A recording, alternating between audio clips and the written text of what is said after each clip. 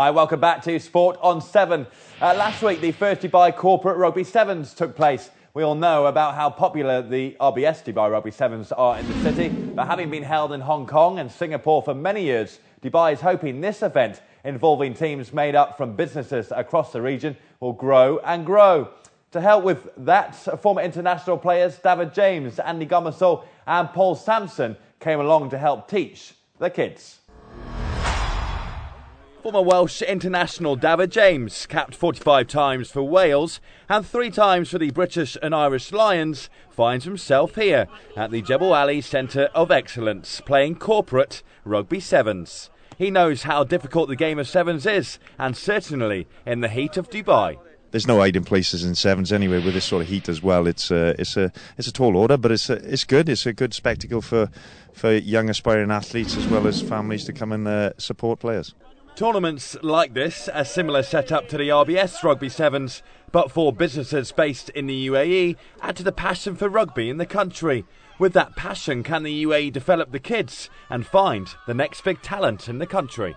It's a big opportunity here for UAE rugby as a whole. Maybe able to find 1 or 2, key players from maybe grassroots, develop players even further, and it's great to see so many people taking part in rugby and enjoying it so well. And these sort of conditions are fantastic, and make playing the game of rugby so special. Gomersall, a former England international and World Cup winner in 2003, suffered many injuries during his career. I asked him how the kids can avoid suffering injuries to get the best out of their careers. The number one thing is learning the skills and doing them correctly. So rugby is a technical sport. If you do it technically correctly, you don't get hurt. And I remember when I was a youngster, sort of under 9s, under 8s, I remember being scared of tackling, and some said that I was scared of tackling when I was an international, but I genuinely was as a kid. I used to try and trip people up rather than tackle them, but as soon as you were taught to tackle correctly, head on the backside, you suddenly realise actually it doesn't hurt if you do it correctly. I think that's the biggest sort of lesson really to me, and really it's the coaches that need to obviously show that and coach that. I want to see, right? Okay, you're going to... Andy loves to coach and is looking to be a part of the England setup ahead of the 2015 World Cup, which is to be held in England. Right. I'd love to be a part of 2015 in some capacity, and that's the one we've got to win on our home soil, and everything's got to be built for that. When New Zealand had the disaster of being out of the 2007 World Cup in the quarter-final stages to France, they built, from that moment, the next day, they built everything that they did was gearing to that World Cup final. In 4 years' time, they ate, lived, breathed, winning that, lifting that trophy. They did it, similar to us in 2003, and I think that's what England now has to look at. Paul Sampson is a man to play both versions of the game. League for teams such as the London Broncos, and Union for sides such as the Wasps, Bath and London Welsh. For him, which version of the game does he prefer? They're both very different. There's a lot more than meets the eye in rugby league in terms of the contact area. There's a lot more in the tackle than meets the eye. Really, it's trying to land on your front and get a quick play of the ball. And people that haven't actually played the game wouldn't necessarily realise how technical that area is. Rugby union, I played more rugby union than league, but. For a winger and a fullback, league's great because you got, once you get through that initial line of defence, it's a case of finishing, which is what every winger and fullback enjoys. Rugby union, you've got blindside flankers coming across and making their tackles on you. So they're both fantastic games. I find it difficult to choose between the two. I'd still probably have to go with union now. Sampson is a man who has been to the UAE on many times, and for him, it's great to be back. The UAE do a fantastic job with any event, and more so than the sevens. The Dubai Sevens is massive. I was here at the last one in December, and it's fantastic. They really put on a good show and involve families and children. So this is probably about the 10th, 11th time I've been. So hopefully there'll be a lot more now I'm retired. Rugby Sevens, which saw record attendances in Dubai at last year's tournament, is to be an Olympic sport come 2016. There's no denying it's a good feeder into the 15s game, something Paul can testify to. I think, myself included, it exposed me to my first competition was Dubai, and just the intensity, the environment, and the requirements of the sevens game do lend itself to the 15s game. So it's a really, it's fantastic. It's an Olympic sport. It's great for kids because they enjoy scoring tries ultimately, and it helps their skills and helps the children helps them to hone their skills on what's important to take into 15s, and yes, of course, it's great for world rugby. It's an inviting game, and it's great to be. It's a great game to play. For these kids behind me, they'll be hoping a career full of accolades lies ahead of them. But for the pros, what has been their biggest memory in rugby?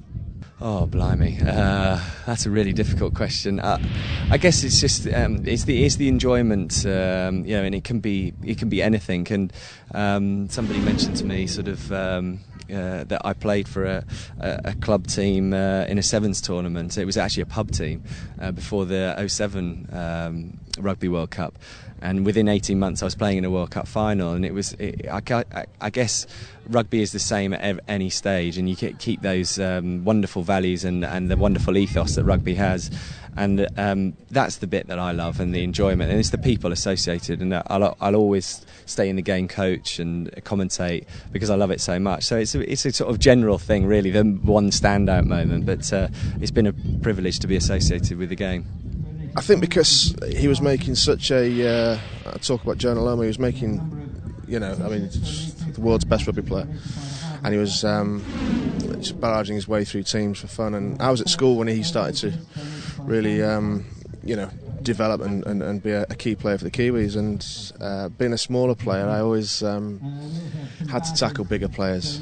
And I had the opportunity. Clive Woodward gave me the opportunity to play against Jonah Lomu before we toured America. And I scored 2 tries to his 1 and actually made the tackle on him. And that for me was just, as a singular sort of one-off event, was pretty special for me, really. It's something I'd worked on for years, the style of tackling.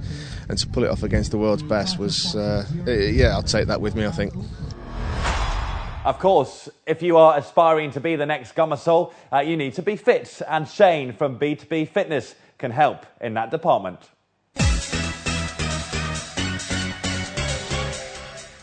Hi there, Shane here from B2B Fitness. Today we're going to speak to you about the push-up, or commonly known in the Southern Hemisphere as the press-up. Starting position for the press-up is hands shoulder width apart, facing forward. Feet nice and close together, body pushed more forward than pushed back. Hips about the same height as your shoulders. As we release from the most extended position, we take a big inhale breath, bringing the arms down to 90 degrees. As we come up, we must exhale. So we must inhale, inhale. If you find the full push-up too hard to do to start with, you may drop to your knees, keeping your feet uncrossed and still close together. From this position, we must still come down to 90 degrees and then all the way back up. If you find this still too hard, we want you to work on the eccentric phase, which is the downward phase, nice and slowly, all the way till you hit the ground, finding any which way you can to push back up to the starting position. Common problems found in this position are leaving your hips behind or dropping your hips too far forward. Make sure that in either of the 2 positions, your hips go with you and you don't drop them forward too fast. A good workout for at home to practice the push-up would be setting a stopwatch in front of you, doing push-ups for 20 seconds, resting for 10, going back into the push-up and trying to match that number for 20 seconds again. Resting for 10, repeating a total of 8 times. Stay there then. Next on Sport on 7, we'll look ahead to the T20 qualifiers happening across the UAE starting tomorrow for the T20 World Cup in Sri Lanka. We'll also catch up on all the big results in sport over the last 7 days. See you in a moment.